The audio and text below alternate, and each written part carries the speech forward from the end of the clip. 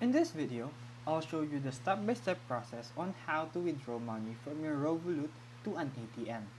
Be sure to like and subscribe. Step 1. Open your Revolut app and make sure your account has funds available. Next, go to the Cards tab and check your physical Revolut card is activated. Step 3. Insert your Revolut card into any ATM that supports Visa or MasterCard. Step 4. Enter your PIN and choose Withdraw Cash. Step 5. Select the currency and amount you want to withdraw. Step 6. Confirm the transaction and the ATM will dispense your money. Step 7. Always check fees. Revolut allows free withdrawals up to your plan's limit. Then, charges small fees after that.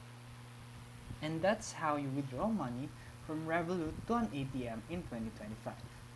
If this video helped you, feel free to like and subscribe for more videos. Thank you for watching.